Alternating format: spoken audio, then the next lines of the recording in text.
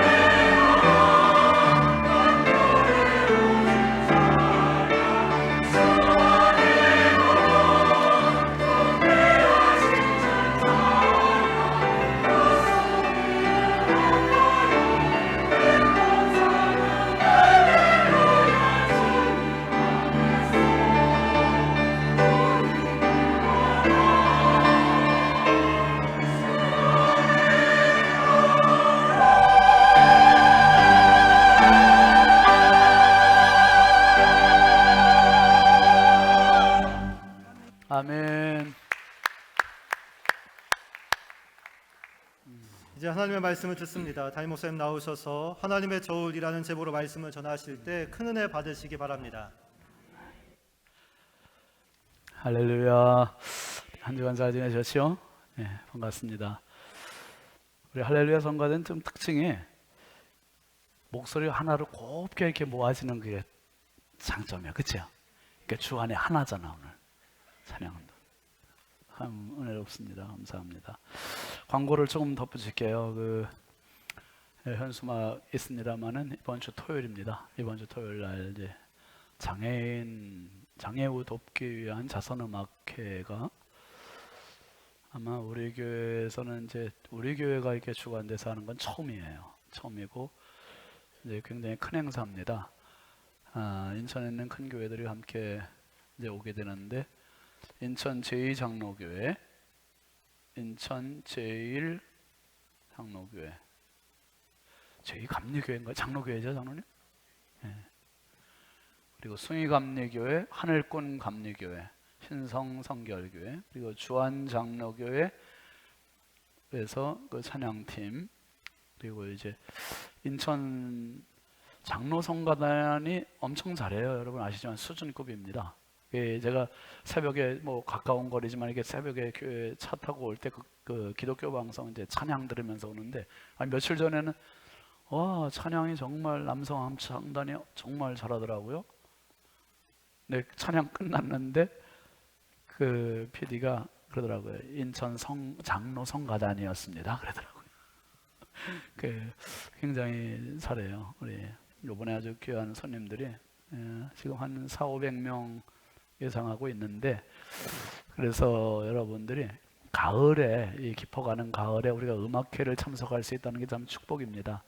그래서 이번 주에 토요일날 많이 오셔서 은혜 나누시고 또 장애우를 돕기 위한 또 헌금에도 함께 참여해 주시고 그렇게 해주세요. 그리고 주인의식을 갖고 와주시고, 그날은 특별히 이제 외부 손님들이 많다 보니 우리가 아무래도 지하 주차장 다 활용하고 바깥 활용해도 주차장에 여의치가 못합니다. 그래서 그날은 가급적이면 우리 교우들은 자동차 대신 버스나 그 전철 대중교통 이용해서 와주시고, 가까이 계신 분들은 그냥 걸을만 하다 하시는 분은 걸어서 오시면 도움이 되겠습니다. 그리고 봉사 좀 많이 오셔서 해주시고 2시부터 봉사 참여하실 수 있고요. 봉사하는 분들은 2시까지 와주시면 되겠습니다. 지난 주간에 우리 행복한 밥상한 가정 잠깐 사진 보내주셨는데요. 우리 최중호 집사님, 이지연 집사님, 우리 찬양여긴도 같이 하는 이지연 집사님 가정, 우진이, 유진이, 그리고 이지연 집사님의 엄마, 아버지, 이방원 집사님, 장로님 참, 아유 금방 큰일 날 뻔했네. 엄마 이름을 몰라가지고 내가 그 생각하다가 집사님이라고 그랬어요. 이방원 장로님, 여기 남인천 교회죠? 남인천 교회 장로님, 권사님이시고요. 참 단란한 가정입니다. 이제 식사 다 끝나고 이제 차 마시는 시간인가 봐요. 밥 나오는 걸 좀 미리 찍을까 그랬어요. 밥도. 감사해요. 그리고 2부 임마누엘 성가대 지휘하는 김혜연 집사님, 그리고 남편 유영근 집사님, 이번에 어머니 아마 뭐 생신 자리였대요. 그래서 어머니, 시어머니 이렇게 생신 대접하고 3남매 자녀들하고 같이 단란한 사진을 찍어서, 목사님 이 사진 보내도 될까요? 그러는 거 돼요. 그래서 이렇게 올렸습니다. 여러분 이번 주간에도 행복한 밥상들 하시고 여러분 많이 사진들 보내주십시오. 주보 간지에 넣었으니까 그 가이드 안내를 따라서 이렇게 행복한 시간들 되시기 바랍니다. 목회 이야기 잠깐 읽겠습니다. 구역장 격려. 전형적인 푸른 가을 하늘이 마음까지 풍요롭게 했던 지난 목요일 아침, 각 구역을 섬기는 구역장님들이 모였습니다. 한 구역을 섬기는 것이 보람도 있지만 때로는 속이 상할 때도 있을 것입니다. 그래서 어떤 교회에서는 구역을 목장이라 부르기도 합니다. 작은 교회라는 의미로 돌봄과 묶음의 의미까지 포함하고 있습니다. 또한 번식을 해야 한다고 해서 세포라는 의미를 담은 셀이라고도 부릅니다. 어쨌든 구역장의 역할은 구역원들과 한 주에 한 번 예배를 드리고 가정사를 돌보는 작은 목양의 사역입니다. 그래서 사명감도 필요하고 때로는 구역 식구를 위한 눈물도 필요합니다. 동병상련의 마음으로 한 차를 타고 강화로 향했습니다. 차 안에서 돌아가며 찬송 솜씨들을 뽐내고 기독교 역사 기념관에 들러 강화도에 복음이 처음 들어온 내력을 듣는 은혜로운 시간을 가졌습니다. 장소를 옮겨 점심 식사를 하고 강화에서 카페를 하는 집사님 댁에 가서 야생화도 보고 바다를 바라보면서 차도 마시며 사진도 찍고 친교도 나눕니다. 아쉽지만 짧은 하루의 행복으로 격려와 위로를 받고 구역을 위한 새로운 결단과 다짐으로 귀가했습니다. 어디 구역장 뿐입니까? 목사의 마음은 우리 모든 교우를 격려하고 싶은 마음 굴뚝입니다. 교회 곳곳에서 봉사와 섬김의 손길들 모두가 눈에 밟힙니다. 고맙습니다. 우리 신성교회를 격려하고 축복합니다. 지난 목요일날 갔었는데요, 날도 참 포근했고 좋았고, 사진 한번 잠깐 올려볼까요? 이게 기독교 역사 기념관 실내에서 많은 코너가 있지만 김만효 전도사님을 소개하는 그런 컷입니다. 김만효 전도사님을 우리도 잘 몰랐는데 가서 보니까 우리 성결교회의 복음의 씨앗을 퍼뜨린 믿음의 어머니세요. 강화도에 교회를 뭐 15군데를 개척을 하셨다네요. 여인의 몸으로. 참 좀 놀래보세요. 근데 이 김만효 전도사님이 지난번에 우리 금요 불기둥 기도회 때 간증하신 유호희 장로님이 신앙생활을 하셨던 그 교회 전도사님인 거예요. 그 내력이 저기 안 써 있어서 제가 좀 그 앞으로 저기를 좀 고쳐야 될 것 같아요. 그 유호희 장로님께 막 전화드렸더니 장로님도 반가워서 그렇게 그때 참 은혜가 되더라고요, 같이. 그리고 다음 사진은 이제 1층 로비에서 다 둘러보고 함께 우리가 같이 기념사진 찍고, 그 1층에 보니까 그 놋종이죠. 왜 밖에서 옛날에 종 치던 거, 그 놋종 땡그렁 하던 거, 와, 그 소리 들리니까 귀로 들리지 않고 진짜 어렸을 때 들었던, 예? 그런 가슴으로 막 들리더라고요. 한번 올해 3월 달에 개관을 했다는데 지금 교우들이 많이 방문한다 합니다. 여러분 꼭 가보시면 유익할 것 같습니다. 강화도에 교회가 처음 어떻게 들어왔는지 그 내력들이 잘 소개 전시가 되어 있습니다. 다음 사진, 미스 코리아들, 다음에 미스 신성, 그 다음에 미스 아메리카, 그 다음에 전체 단체 사진. 여기 이제 그 야생화들 김인순 집사님 그 카페 바로 밖에는 야외 카페 부분에서 찍었는데, 그 여러분 보시는 사진 왼쪽 맨 앞에 맨 왼쪽에 있는 앉아 있는 분이 김인순 집사님. 강화도에서 그 배원경 성도 남편하고 일부 예배 매주일 오세요. 한 번도 안 빠지세요. 그 남편이 뭔 일인지 오늘 참 일부 하루 빠졌네. 김인순 집사님 혼자 운전하고 이렇게. 쉬운 일 아니죠? 강화도에서 매주일 운전하고 이렇게 참 격려도 하고, 우리도 또 카페가 워낙 좋아요. 바다 내려다보는 전망도 좋고 해서 같이 귀한 행복한 시간 보냈습니다. 다음에는 11월 1일 날 75세 이상 되신 어른들 모시고 가고, 제가 이번에 갔다 오면서 느낀 게, 우리 교회 1, 2, 3 남전도 회원분들도 좀 모시고 가면 좋겠다. 어른들 한번 좀 모시고 가는 그런 기회를 좀 한번 만들어 보겠습니다. 기도하죠. 하나님 감사합니다. 참 가정 같은 교회 같은 가정 함께 이루어가는 우리 신성교회 되게 하옵소서. 이 시간에 주의 말씀 들으려 하오니 성령께서 종의 입술을 주장하시고 지혜를 주관하시고 말씀의 권세를 더하시고, 말씀을 듣는 성도를 마음 속에 이 말씀을 귀로만이 아니요 마음으로 듣고 믿음으로 듣고 은혜로 듣고 말씀을 소유하게 하셔서 마음판에 30배, 60배, 100배 결실로 맺어지는 은혜 있게 하옵소서.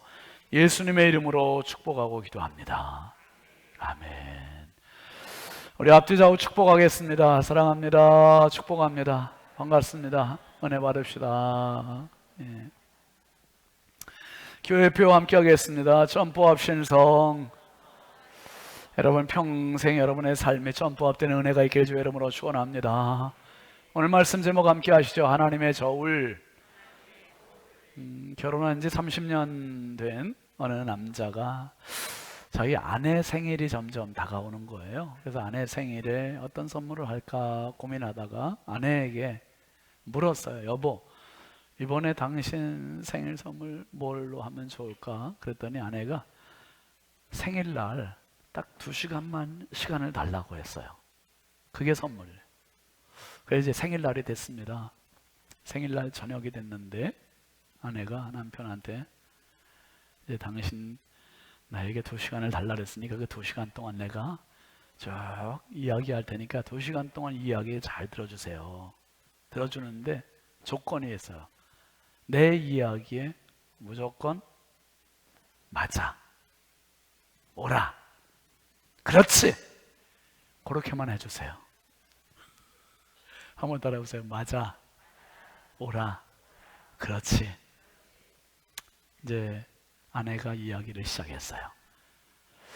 남편을 처음 만났을 때부터 지금 이제 결혼한 지 30년 될 때까지 쭉 삶의 여정을 이야기하는데 10분 이야기하니까 이 남편이 화가 치밀어 오르는 거예요. 20분 이야기하니까 속이 뒤집힐 것 같아요. 30분 이야기하니까 화가 나고 답답하고 죽을 지경이 된 거예요. 조금 더 듣다가 인내를 갖고 조금 듣다가 근데 여보 잠깐만요. 그건 하고서 딱 치고 들어와서요. 그러니까 아내가 뭐라고 했어요? 맞아, 오라, 그렇지. 우리말로 표현하면 그러니까 아멘이에요. 아멘. 아멘만 하시오. 그래 그 조건을 걸었잖아요. 그래서 꾹 참고 더 들었어요. 더 듣는데 조금 더 듣는데 아내의 말을 들으면서 그 생각이 드는 거예요. 와, 30년 동안 아내와 살면서 내가 저 사람을 너무 몰랐구나. 아내의 감정, 생각, 서운함 이런 것들을 쭉 얘기하는데 자꾸 미안해지는 거예요. 이게. 그래서 남편이 듣다가 눈물이 나는 거예요. 그리고 2시간을 다 들어주고는 아내의 무릎을 붙잡고 한참을 울었답니다. 아내들이요, 생일에 돈 선물 받을 생각하지 말고 2시간의 시간 할애해 보세요. 여러분, 사람은요, 저를 포함해서 우리 모두가 남들을 평가할 때는 인색하고 자신을 평가할 때는 너무 관대해요. 그래서 교만의 눈으로 남들을 평가하기도 하고 욕심의 눈으로 평가를 하기도, 거짓의 눈으로 평가를 하기도 하고요. 그러다 보니까 남들 중에 내 성에 차는 사람이 별로 없는 거죠. 나만 좀 괜찮은 사람처럼 느껴지고, 이게 우리의 잘못된 편견이죠. 여러분, 지금 바벨론의 벨사살 왕에 대한 이야기를 쭉 하고 있는데 1000명의 귀족들을 불러서 초호와 술판을 벌이고 있잖아요. 지금 잔치를 베풀고 있는데 이 잔치가 완전 초호와 술판. 이 분위기를 더 고조시키기 위해서 어떻게 했습니까? 자기 외아람 느부갓네살이 유다 땅에 가서 예루살렘 성전에 있는 성전의 그릇들, 금그릇, 은그릇을 빼앗아 가지고 온 그걸 가지고 거기다 술을 따라서 마셨어요. 지금 이게 얼마나 오만방자한 짓입니까?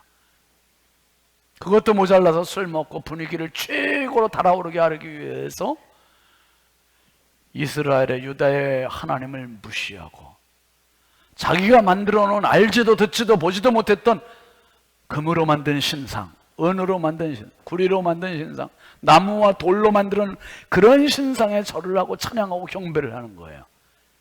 뭐가 어제 완전히 기고만장한 거죠. 그런데 바로 그때 이 잔치 분위기를 완전히 찬물을 끼얹는 사건이 벌어지잖아요. 한 사람의 손들이 나타나서 글씨를 벽에 쓰는데 그 글씨를 쓰고 나타난 글씨를 보고 이 벨사살 왕이 완전히 사색이 된 거예요.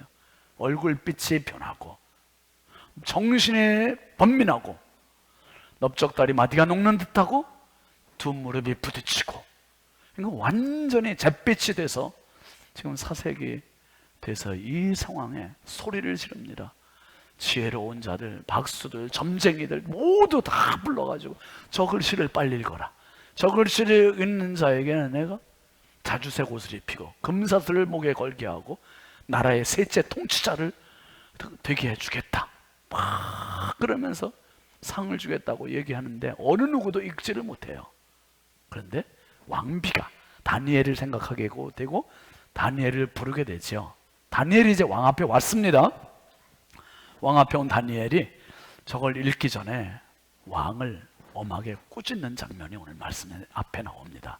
18절 한번 같이 보실까요? 왕이여 지극히 높으신 하나님이 왕에 붙인 느부갓네살에게 나라와 큰 권세와 영광과 위엄을 주셨고, 한번 따라 하실까요? 하나님이. 여러분, 지금 이 벨사살의 착각이 뭡니까? 느부갓네살의 착각은 뭐였죠? 바로 이 모든 영광, 모든 나라, 모든 권세, 모든 부귀영화를 내 실력으로 한 줄 알아야. 이게 착각이에요. 이게 착각. 지금 이걸 깨우쳐주고 있는 거죠. 이 나라의 주원은 하나님이십니다. 당신의 주원은 하나님이십니다. 여러분, 모든 문장 중에, 글의 문장 중에 문장 전체를 이끌어가는 주어가 있어요. 주어. 내가. 내 인생에, 내 삶에도 주어가 있어요. 내가 돈 벌었다, 내가 공부했다, 내가 실력 갖췄다, 내가 능력이 있다, 내가 가정을 꾸렸다, 내가 집을 샀다, 내가 온통 내가. 그런데 오늘 다니엘이 벨사살 왕에게 깨우치는 것은 내가라는 말 이제 지우고, 누가? 함께 하시죠. 하나님이. 이거 깨우쳐 주는 겁니다. 사랑하시는 성도 여러분, 하나님께서 당신 인생의 주어가 되길 주의 이름으로 축원합니다. 내 인생의 영원한 주인은 하나님이심. 주어는 하나님. 하나님께서 생명 주셨고, 하나님께서 건강 주셨고, 하나님 지혜 주셨고, 하나님께 재능 주셨고, 하나님께서 모든 자녀들 주셨고, 가정 주셨고, 행복 주셨고, 하나부터 열까지 하나님 주시지 않은 게 없는 거예요. 그러니 신앙의 답은 하나예요. 주어가 하나님이심을 깨닫는 순간 뭐가 나오냐 하면 감사가 나오는 거예요. 감사. 아멘이죠. 하나님이 주신 것에 늘 감사죠. 늘 감사. 평생 감사로 살게 되는 겁니다. 그러면서 이제 다니엘이 벨사살 왕을 꾸짖는데 어떻게 꾸짖나 한번 보시죠. 22, 23절입니다. 벨사살이여, 왕은 그의 아들이 되어서 이것을 다 알고도 아직도 마음을 낮추지 아니하고 도리어 자신을 하늘의 주제보다, 즉 하나님보다 높이며 그의 성전 그릇을 왕 앞으로 가져다가 왕과 귀족들과 왕후들과 후궁들이 다 그것으로 술을 마시고, 왕이 또 보지도 듣지도 알지도 못하는 금, 은, 구리, 쇠, 나무, 돌로 만든 신상들을 찬양하고 도리어 왕의 호흡을 주장하시고 왕의 모든 길을 작정하시는 하나님께는 영광을 돌리지 아니한지라. 자기를 하나님보다 높이고 있어요. 누구한테도 지적받지 않아요. 다니엘만 지적하는 거예요. 다니엘만. 그리고 뭐라고 그럽니까? 왕의 호흡을 주장하시고 왕의 모든 길을 작정하시는 하나님.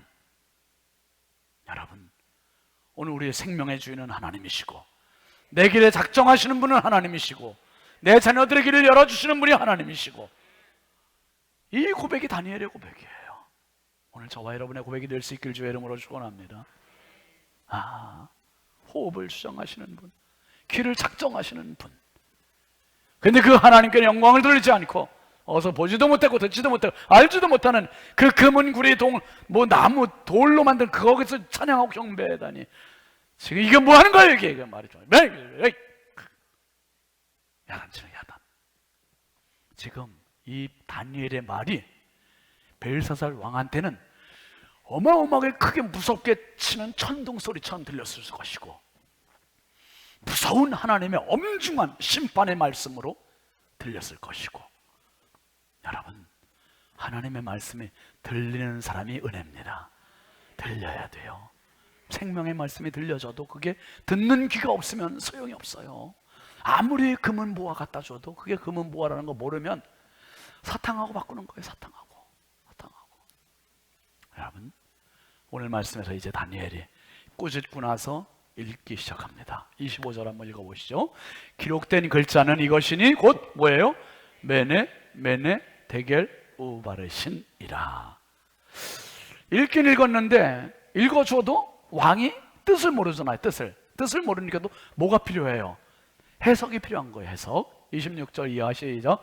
그 글을 해석하건대 메네는 하나님이 이미 왕의 나라의 시대를 세워서 그것을 끝나게 하셨다 하며, 데겔은 왕을 저울에 달아보니 부족함이 보였다 하며, 베레스는 왕의 나라가 나뉘어서 메대와 바사 사람에게 준바되었다 하미니다니. 메네를 두 번 반복했죠. 메네, 메네. 그 다음에 대결, 그 다음에 우바르신이 세 가지 낱말인데, 메네라는 말은 세대라는 뜻이 있고 연대라는 뜻이 있고 나이라는 뜻이 있어요. 그러니까 이 메네라는 말은 그 신약 성경에 문화라는 말 있죠. 열문화, 화폐 가치, 열문화, 그게 문화의 뜻입니다. 그러니까 메네라는 말이 문화라는 말이에요. 그런데 뭡니까? 세 번 돈을 세잖아요. 퇴 하고서 탁 세잖아요. 세는 것을 하나님께서 벨사살 왕을 세워 보았다는 거예요. 바벨론 나라를 세워 보았다는 거예요. 확인해 봤다는 거죠. 그 다음에 메네, 메네 두 번 반복된 걸 세고 또 세봤다는 거죠. 그 다음에 데겔이라는 말이 있는데, 데겔은 무게를 달다. 옛날의 화폐는 세기도 했지만 무게를 달아서 무겁게 나가는 쪽으로 더 비중을 두고 가치를 두었던 시대. 예수님 시대 로마 화폐 중에 세겔이라서 세겔. 그 세겔에서 파생된 말이 데겔이 무게를 달다.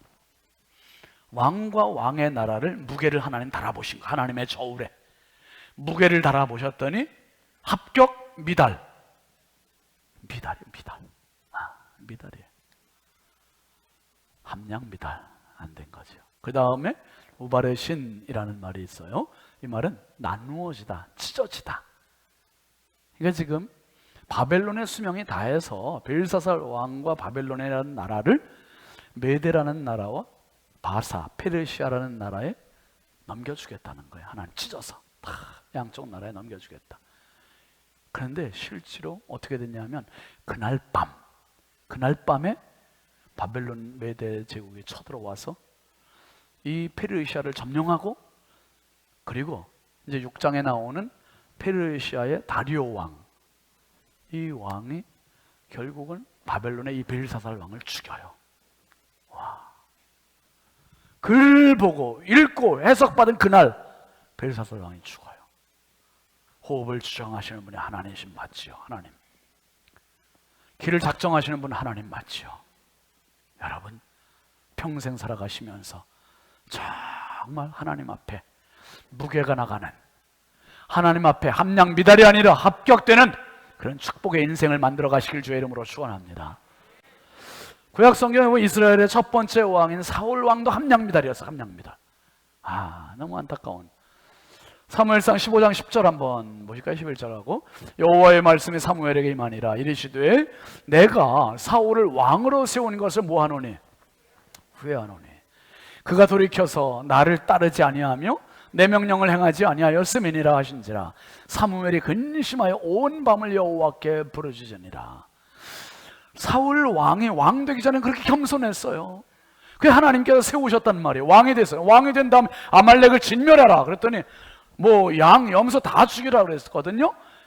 근데 사울이 어떻게 했어요? 진멸하지 않았어요. 살찐 거, 기름진 거, 좋아 보이는 건 다 남겨두고 시원찮은 것들은 다 죽였어요. 아니, 가려가며 죽이라는 게 아니라 다 진멸하라 했는데, 그러니까 하나님께서 서운하신 거죠. 여러분, 처음 믿음, 처음 마음이 끝까지 가서 정말 남들을, 하나님을 서운케 하고 후회케 하는 그런 인생이 아니라 정말 신실한 믿음의 성도를 되시길 바랍니다. 사울이 이렇게 해서 하나님께 버림받아요. 버림받는데, 근데 또 하나님 마음에 합하는 사람, 합격되는 사람도 있어요.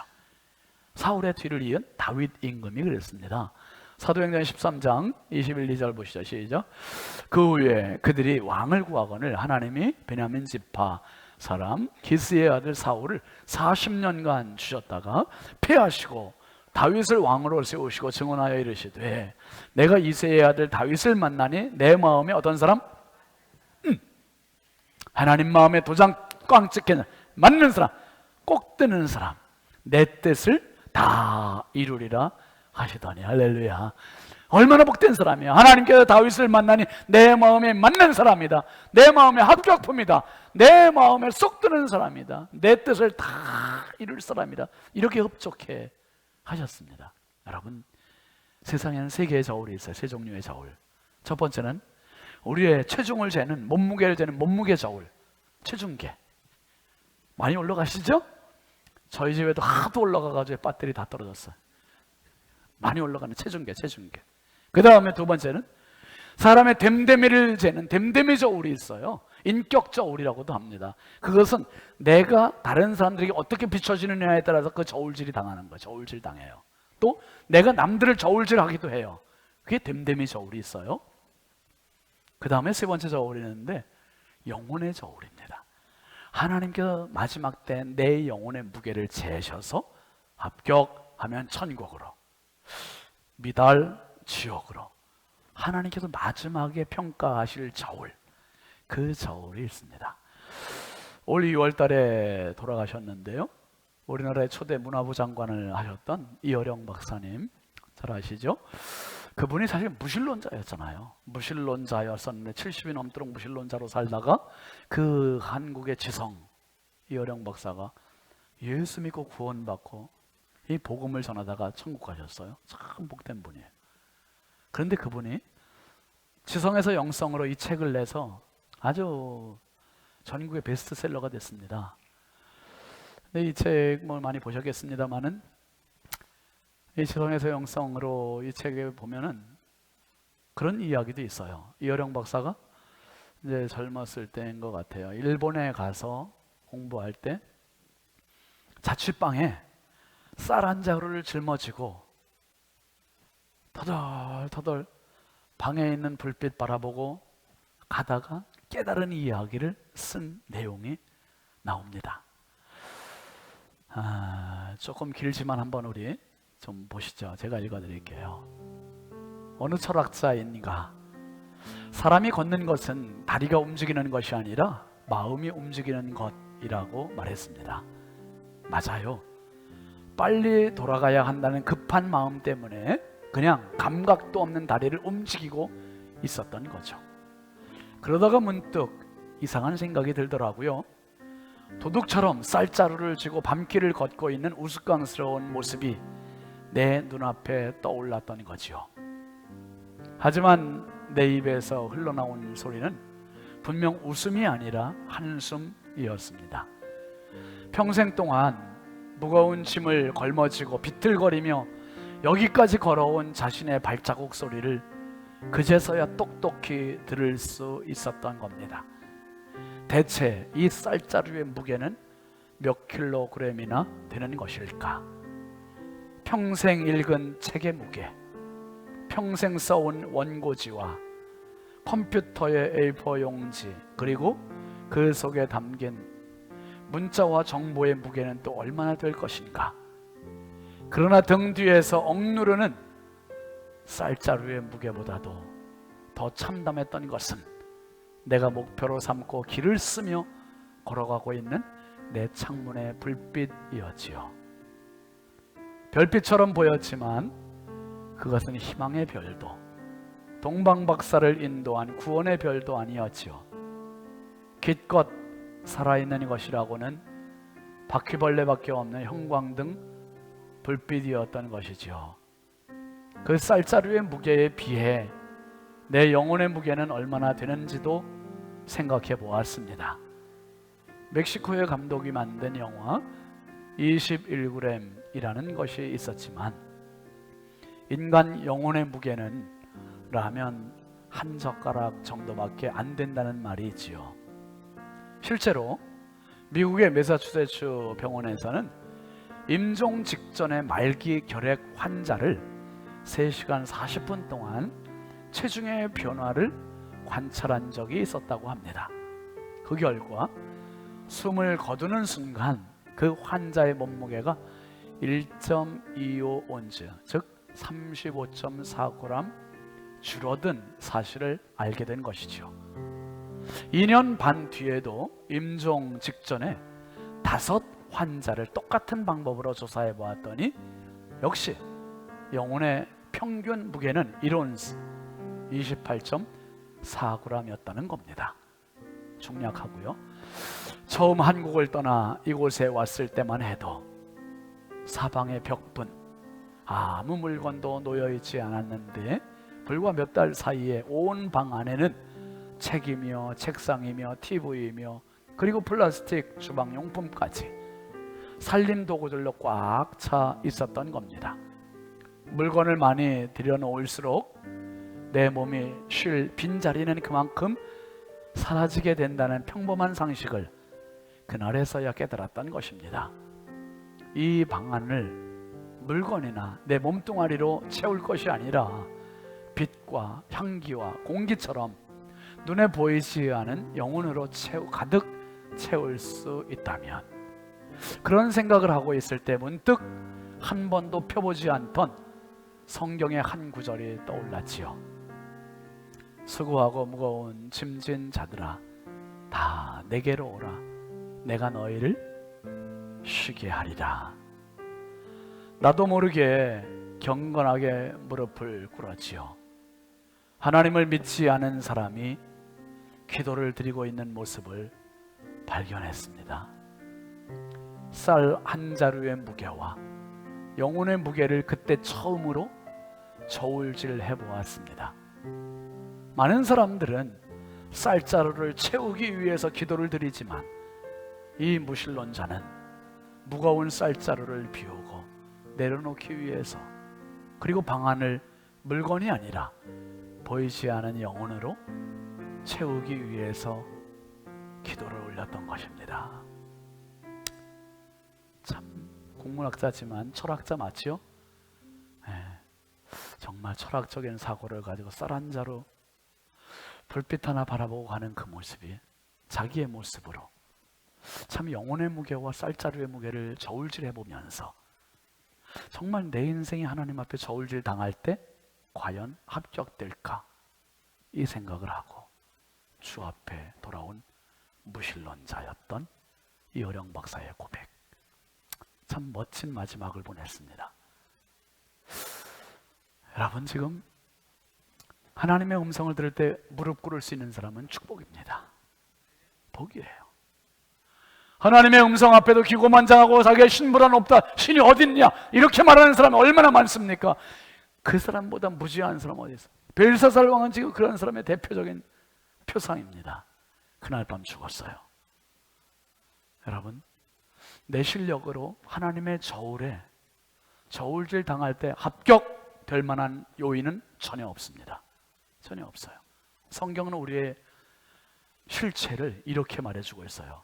로마서 3장 10절 이하 보시죠. 기록된 바 의인은 없나니 하나도 없으며 깨닫는 자도 없고 하나님을 찾는 자도 없고 다 치우쳐 함께 무익하게 되고 선을 행하는 자는 없나니 하나도 없도다.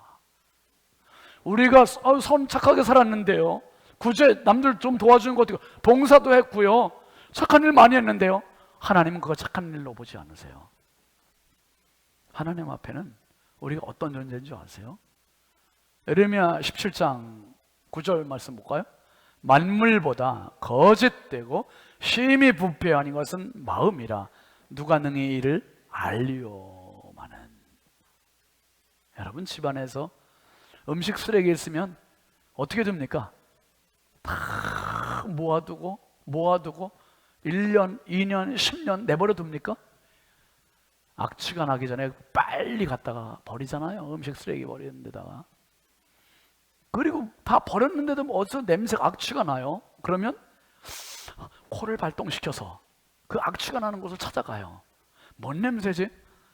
보통 구석에 뭐가 하나, 감 같은 게 떨어져서 썩는 냄새가. 그러면 어떻게 합니까? 그거 떼내고 쓸고 닦고, 그것도 모자라서 거기다가 향수를 막 뿌려가지고 말이에요. 탈취제 뿌려가지고 그 냄새 없애려고.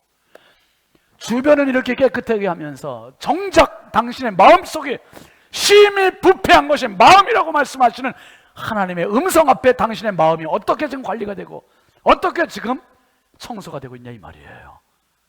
이거 간직하는 한 하나님의 저울에는 100% 미달이에요. 착하게 살았는데요, 아무리 당신이 착하게 살아도 마음이 심히 부패했다고 말씀하신 하나님의 심판대, 하나님의 저울 앞에는 어떤 그 누구도 합격될 수가 없는 거예요. 합격될 수 없어요. 여러분, 세상에서는 속고 살아요. 고기 2근만 주세요. 주인은 은근히 거기다가 속여서 조금 둘러가지고 2근인 척해서 팔 수도 있어요. 과일도 조금 이렇게 많이 주는 척하면서 보세요, 한 바가지라 그래요, 한 달하라고 그래. 여러분 속지 마세요. 한 달 아래라고 진짜 한 달 한 줄 알았더니 밑에 다 뭔가 메꿔놓고서 위에만 이렇게 살짝 보이게 해놓고 그렇게 팔기도 하잖아요. 많이 속아요. 근데 그렇게 한 줄 알고 사요. 우리는 벨사살 왕도 착각에 있거든요. 자기의 권력, 자기의 부, 자기의 명예, 기고만장하고 하늘보다 높고 하늘을 찌를 듯한 그 실력자인 줄 알았어요. 속았어요. 그게 세상의 저울입니다. 얼마나 많은 사람들이 세상의 저울에 속고 속는지 몰라요. 속고 속이고 그러면서 세상 살아요. 사기가 가득해요. 여러분, 세상 저울에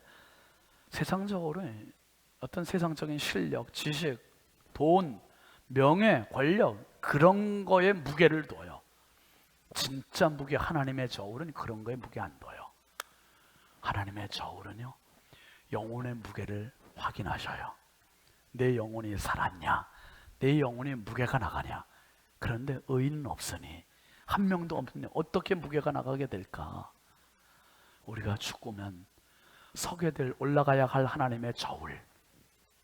체중계에 올라갈 때 여러분 얼마나 두렵고 떨립니까? 아유, 정말 떨리잖아요. 막 올라가면서도 늘었을까 빠졌을까 막. 하나님의 저울에 올라갈 때 이거는 피할 방법이 없어요. 누가 뒤에서 도와주지도 눌러주지도 않아요.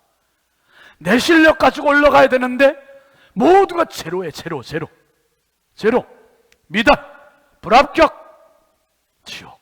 다 100% 지옥에 100%. 누구도 우리가 하나님의 저울에 합격할 수 있는 유일한 방법은 하나님께서 주셨어요. 독생자 예수 그리스도의 보혈입니다. 예수님의 십자가의 은혜입니다. 예수님의 십자가의 보혈 아니면 하나님 앞에 갈 수 없고 그 저울 앞에 올라갈 수 없고, 그래서 내 힘으로가 아니라 주님의 십자가 보혈의 공로 의지하고 십자가에 올라가는 순간 합격되는 거예요. 여러분, 남편이 30년 살아도 자기 아내를 모르고 그렇게 서운했는데, 그렇게 눈물을 흘렸는데 아내의 마음도 모르고 30년을 살고, 왜요? 내 생각의 눈으로 갇혀있기 때문에 못 본 거예요. 내 교만의 눈, 이기주의 눈, 자기중심적인 눈으로 가려있기 때문에 아내의 그 모습을 못 봤던 거잖아요. 마찬가지로 하나님은요, 우리를 정확하게 보시는데 예수 그리스도의 십자가 보혈 이후로는 하나님은 색안경을 끼기로 작정하셨어요. 직접 나를 보시지 않고 예수님을 통해서 나를 보기로 작정하셨다 이 말이에요. 아멘이지요. 얼마나 다행이요, 얼마나 감사요, 얼마나 은혜요, 얼마나 축복입니까? 그러니 예수 그리스도를 당신의 구주로 영접하는 것이 급선무요, 예수 그리스도의 보혈로 내 양심의 피, 더러운 마음의 심이 부패하고 타락한 거짓된 이 마음을 덮는 것이 급선무요. 그렇게 되면 하나님의 저울에 올라갈 때 합격. 쌀한 자루의 무게와 영혼의 무게와 저울질 해보면서 하나님 앞에 겸손히 무릎 꿇었던 이 어령 박사, 참 그분이 하나님 앞에 저울 앞에 갔을 때 얼마나 행복하게 저울에 올라갔을까, 얼마나 하나님께서 합격하면서 하나님 나라로 보내셨을까. 여러분, 세상 저울에 속지 마시고 우리 모두 하나님의 저울 인지하면서 그날과 그때를 위하여 예수 영접하시고 예수 바르게 믿어서 정말 끝까지 하나님의 저울에 합격되는 저와 여러분 다 되길 주의 이름으로 축원합니다. 우리 함께 찬양하시죠. 주의 보좌로 나아갈 때에 찬양하겠습니다.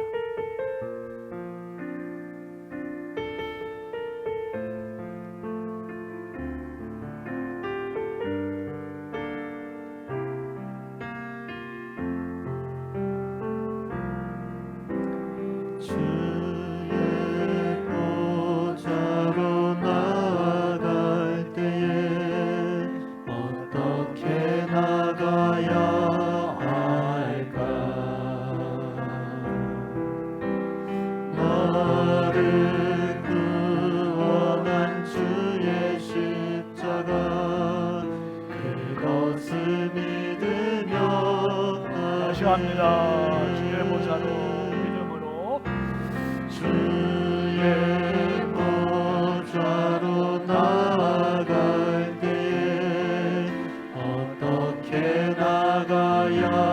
할까? 나를 구원한 주의 십자가 그것을 믿으며 가네. 자격 없는 내 힘이 아닌 오직 예수님의 보혈로 자격 없는 내 힘이 아닌 오직 예수님의 보혈로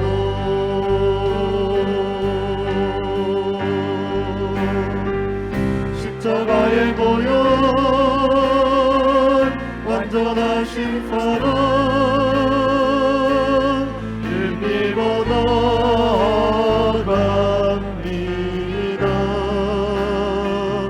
십자가의 보혈 완전하신 사랑 힘입어 예배합니다.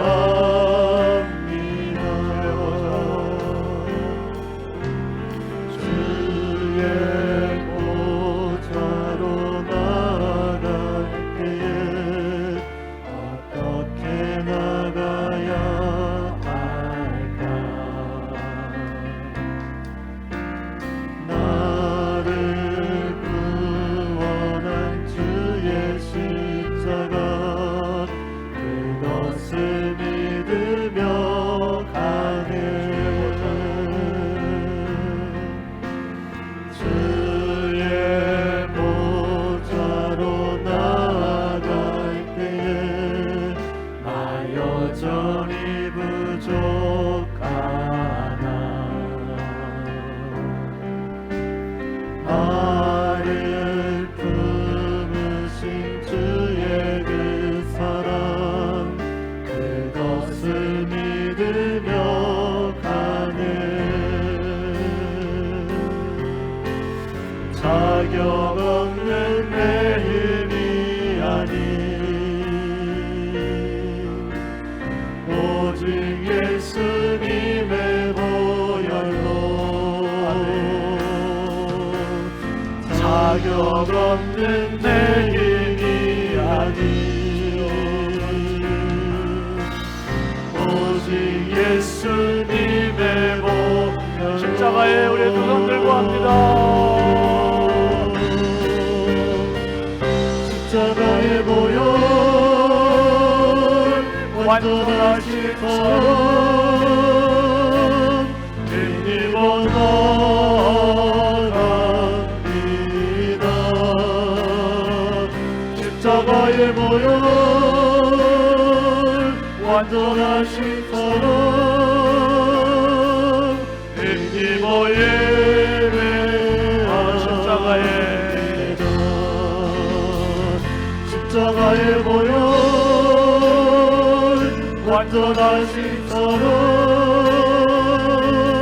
힘입어 나아갑니다.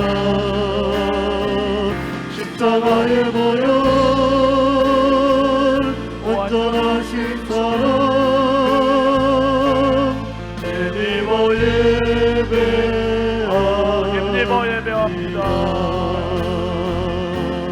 힘입어 예배합니다. 손을 그대로 들고 계세요. 하나님 앞에 손을 올렸습니다. 하나님, 이 손 가지고 남을 때리기도 하고 저주하기도 하고 손가락질하기도 하고 밥을 먹기도 하고 일을 하기도 하고 돈을 세기도 하고 악기를 연주하기도 하고 이 손 가지고 평생 수많은 일을 합니다. 결국 이 손 가지고 내 인생에 무게가 생겼다고 자랑하기도 하고 교만하기도 하고, 하나님, 쌀자루 짊어지고 가던 이어령 박사가 영혼의 무게와 저울질하고 하나님 앞에 무릎 꿇음 같이 빈손을 주님 앞에 올려드리오니 내 영혼의 무게를 채워 주옵소서. 내 실력으로가 아니라 내 힘으로가 아니라 오직 십자가의 보혈, 독생자 예수 그리스도의 보혈로 내 손을 묻혀주시고 내 가슴을 묻혀주시고 내 인생을 묻혀주셔서 오직 예수 그리스도의 보혈로 주님의 보좌 앞에 나아가는 우리 모든 믿음의 가족들 되게 하옵소서. 하나님의 저울, 그 저울에 올라갈 때 두렵고 떨림이 아니라 기쁨과 감격으로 하나님의 저울에 올라가는 우리 모든 신성의 가족들 되게 하옵소서. 예수님의 이름으로 축복하고 기도합니다. 아멘. 우리 하나님께 영광의 박수 합시다. 할렐루야. 함께 일어나서 파동 찬송하십니다.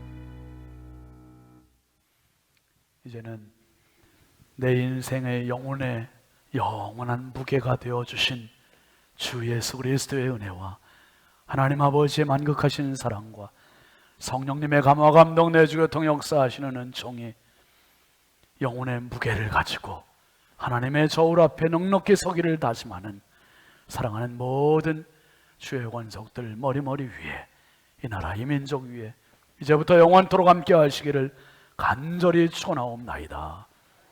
아멘.